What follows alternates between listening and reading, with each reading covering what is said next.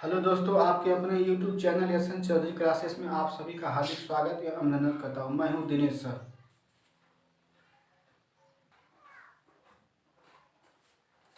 तो आज हम लोग वर्ग तथा वर्गमूल स्क्वायर एंड स्क्वायर रूट पढ़ेंगे दोस्तों। तो चलिए हम लोग स्टार्ट करते हैं क्लास 8 का अध्याय 6 का चैप्टर। अब देखिए, यहाँ पे लिखे वर्ग की भुजा सेंटीमीटर में और यहाँ पे लिखा गया वर्ग का क्षेत्रफल सेंटी स्क्वायर में। और वर्ग का क्षेत्रफल आप लोग जानते हो कि भुजा गुणे भुजा होता है, ठीक है। तो ये यहाँ पर हम जानेंगे कि वर्ग क्या होता है। वर्ग देखिए, ये आपका वर्ग है, यहाँ पर ये आप क्या है, वर्ग है। ये क्या है, आपका वर्ग है, ठीक।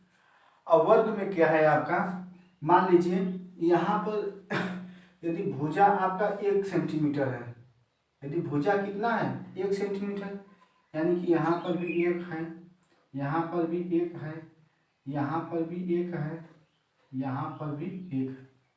वर्ग कहा जाता है कि वर्ग क्या है, वर्ग एक ऐसी बंद आकृति होती है, ठीक है, जिसकी चारों भुजाएं साइड्स क्या होती है, बराबर होती है दोस्तों। क्या होती है, बराबर होती है। और प्रत्येक को 90 अंश का होता है। लेकिन हम लोगों की यहाँ पर बात कर रहे हैं भुजा की भी, कि भुजा यहाँ पर वर्ग की क्या है, बराबर है। तो भुजा जब वर्ग की बराबर है, भुजा वर्ग की बराबर होती है, तो वर्ग का क्षेत्रफल निकालेंगे। एक आपका भुजा दिया है 1 सेंटीमीटर, यदि आपका यह दिया रहेगा कि एक भुजा आपका 1 सेंटीमीटर है, तो यहाँ 1 गुणे 1 गुणे 1 करेंगे तो आपका क्या आ जाएगा 1, यानी कि 1 का स्क्वायर। ठीक है दोस्तों, 1 का क्या है, स्क्वायर है। स्क्वायर का मतलब क्या है, मतलब 1 का स्क्वायर। 1 के स्क्वायर का अर्थ ये है 1 गुणे 1, 1 गुणे 1। 1 का स्क्वायर का अर्थ ये होता है कि 1 गुणे 1, यानी उस संख्या का उसी में क्या करना है, आपको गुणा करना है यहाँ पर। अब चलिए दूसरा ले लेते हैं। मान लीजिए कोई एक और है 2, मान लीजिए कोई एक और वर्ग है, ये आपका वर्ग है, इसकी भुजा 2 है, 2 है, यहाँ पर 2 है, 2 है। तो इसका क्षेत्रफल निकालना है आपका, कि वर्ग का क्षेत्रफल क्या होगा। तो वर्ग का क्षेत्रफल हमको निकालना है, तो यही होगा कि भुजा गुणे भुजा लिखेंगे, यानी 2 गुणे 2, यानी कितना हो जाएगा 4, यानी 2 का स्क्वायर। समझ रहे हैं। तो आपका भुजा भुजा, तो हम लोग कहते हैं किसी संख्या का वर्ग निकालिए, किसी संख्या का वर्ग निकालिए, यानी कि हम कह रहे हैं कि 2 का वर्ग निकालिए, 2 का वर्ग यानी 2 का स्क्वायर, 2 का वर्ग मतलब 2 का स्क्वायर, यानी 2 का 2 में गुणा करना होता है, ठीक है। और हम लोग वर्ग के क्षेत्रफल में ही क्षेत्रफल निकालते हैं। तो भुजा गुणे भुजा, यानी हमारे कहने का मतलब ये है आपका कि वर्ग में भी तो यही चीज हो रहा है कि भुजा गुणे भुजा, यानी जो भुजा है आपका उसी में उसका गुणा किया जा रहा है। तो यही आपका वर्ग से ही हम लोग क्या निकालते हैं, वर्ग की बात करते हैं। ये जो आपका आकृति वर्ग है, इसी से हम लोग वर्ग का बात करते हैं, ठीक है। चलिए आगे जो है कि हम लोग चलते हैं। यदि मान लीजिए आपका भुजा ए है, मान लीजिए कोई है, यहाँ पर एक हम वर्ग बना दिए, ठीक है, ये वर्ग है आपका वर्ग, यहाँ पर ये है, यहाँ पर ये है, ठीक है। ये वर्ग की भुजा है। यदि ये वर्ग की भुजा है दोस्तों, तो इसका यदि क्षेत्रफल निकालना पड़ेगा तो क्या करेंगे आप, यही करेंगे ना, ए गुणे ए, तो क्या आ जाएगा आपका ए स्क्वायर, क्या आ जाएगा ए स्क्वायर। तो हम लोग ये कहते हैं कि जो है कि वर्ग का क्षेत्रफल क्या होता है, भुजा गुणे भुजा, वर्ग का क्षेत्रफल, ध्यान दीजिए, वर्ग का क्षेत्रफल, वर्ग का क्षेत्रफल दोस्तों, वर्ग का क्षेत्रफल क्या होता है ए स्क्वायर।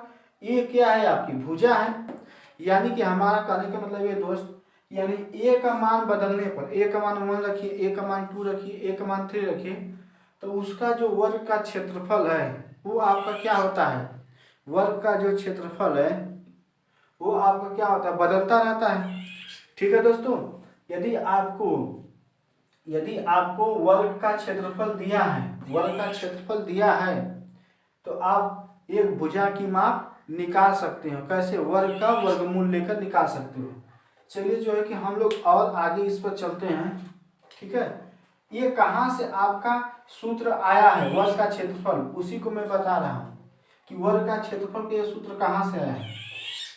कि यदि समान रहेगा भुजा तो भुजा का गुणा करके ये सूत्र आपका आया है। चलिए आप जो है कि आगे हम लोग और देखते हैं यहाँ पर कुछ और वर्ग संख्या। ठीक है, इसको मिटा देते हैं आपका। आइए यहाँ पर वर्ग संख्याओं के गुणधर्म पढ़ लेते हैं। वर्ग संख्याओं के गुणधर्म, वर्ग संख्याओं के गुणधर्म, संख्याओं के गुणधर्म। ठीक है दोस्तों, वर्ग संख्याओं के क्या गुणधर्म है उसको समझिए। देखिए वर्ग संख्या है तो उसके क्या गुणधर्म है वो हम लोग जानेंगे। ठीक है, जैसे संख्या आपका इधर ले लीजिए, ये संख्या इधर ले लीजिए और इधर है आपका वर्ग संख्या, वर्ग संख्या। इधर संख्या दोस्तों, इधर है आपका वर्ग संख्या। ठीक है, वर्ग संख्या, पूर्ण वर्ग संख्या। अब देखिए या वर्ग संख्या की चाहे तो आप वर्ग ही लिखिए। ठीक है, वर्ग लिख लीजिए, यहाँ संख्या इधर वर्ग है। ठीक है, आइए इसको वर्ग संख्या भी बोलते हैं, इसको पूर्ण वर्ग संख्या भी बोलते हैं। चलिए आइए जैसे यहाँ पर देखते हैं हम लोग हैं, जैसे 1 का देख लीजिए, 1 का करेंगे तो क्या आ जाएगा? 1 आएगा। ठीक है, 2 का कीजिए, 2 का करेंगे तो 4 आ जाएगा। जैसे 1 का है, 1 का आप स्क्वायर कीजिए, 2 का स्क्वायर कीजिए, यहाँ पर ध्यान दीजिए। 1 का स्क्वायर कीजिए, 2 का स्क्वायर 4, 3 का स्क्वायर, 3 का जब स्क्वायर करेंगे तो 9, 4 का स्क्वायर करेंगे तो 16, 5 का स्क्वायर करेंगे तो 25, 6 का स्क्वायर करेंगे तो 36। ठीक है, 7 का स्क्वायर करेंगे तो 49। इसी तरह 8 का स्क्वायर करेंगे आपका कितना हो जाएगा? 64। इसी तरह 9 का स्क्वायर करेंगे तो 81। ठीक है, इसी तरह 100 का जब आप स्क्वायर कर, 10 का स्क्वायर, 10 का जब आप स्क्वायर करोगे तो आपका कितना आ जाएगा? 100 आ जाएगा। कितना आ जाएगा? 100 आ जाएगा। कितना आ जाएगा दोस्तों? 100 आ जाएगा।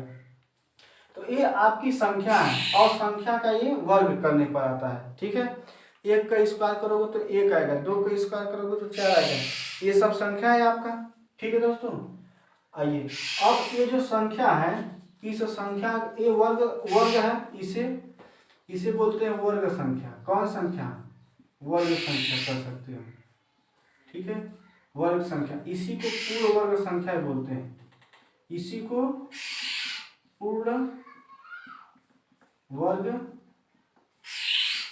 संख्या ही बोलते हैं। क्या बोलते हैं? पूर्ण वर्ग संख्या बोलते हैं। तो वर्ग जो है उसका 3 नाम होता है, वर्ग संख्या, पूर्ण वर्ग संख्या।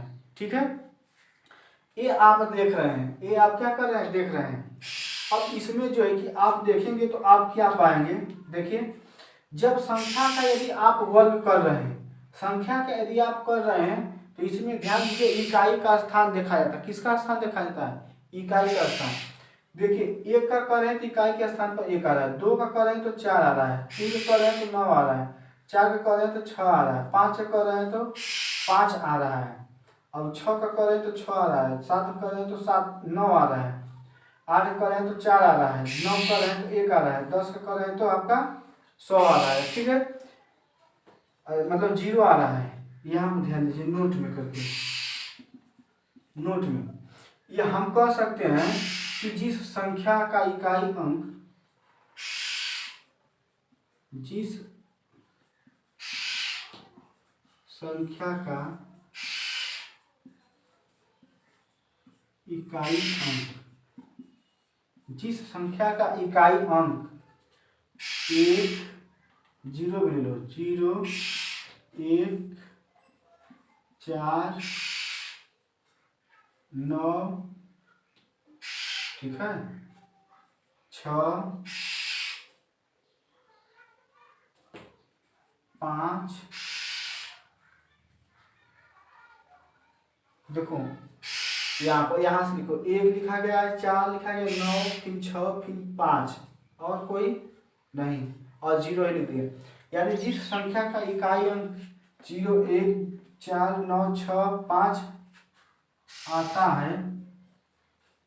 आता है वह संख्या एक पूर्ण वर्ग संख्या होगी, पूर्ण वर्ग संख्या होगी। ठीक दोस्त, यानी कि जिस संख्या का इकाई अंक 0 1 4 9 6 5 आता है वह संख्या एक पूर्ण वर्ग संख्या होगी। पहला नोट, दूसरा नोट, जिस संख्या का इकाई अंक आपके 2 3 और हो जाएगा 7 8, 2 3 7 8, इसमें से देखो कुल मिला के 10 होते हैं, तो 4, ये देखिए 2 2 4 2 6 4 10 हो गया। इकाई अंक 2 3 7 8 आते हैं, वह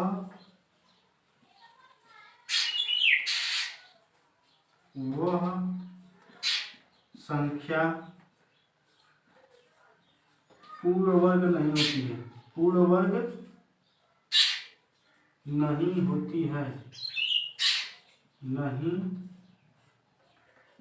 होती है। दोस्तों हमारे कहने का मतलब ये है दोस्तों कि जिस संख्या के अंत में कोई संख्या दिया है, बड़ी से बड़ी संख्या दिया है, ठीक है, वो पूछेगा कि क्या यह संख्या आपका पूर्ण वर्ग है, तो इस संख्या का इकाई स्थान पर 0 1 4 9 6 5 आता है तो वो संख्या जो है कि पूर्ण वर्ग होगा। और जिस संख्या के अंत में 2 3 7 8 आते हैं वह संख्या पूर्ण वर्ग नहीं होती है दोस्तों। ठीक है, तो ये आप इकाई स्थान पर जो संख्या है उसको देख करके आप बता सकते हैं कि वो पूर्ण वर्ग है कि नहीं है। जैसे मैं यहाँ से देख करके मैं ये सब लिखा हूँ। ठीक है दोस्तों, तो चलिए दोस्तों हम जो है कि नेक्स्ट वीडियो में आपका जो है कि सीखेंगे कि वर्ग कैसे निकालते हैं। तो चलिए नेक्स्ट वीडियो में मिलते हैं, तब तक के लिए बहुत बहुत धन्यवाद दोस्तों।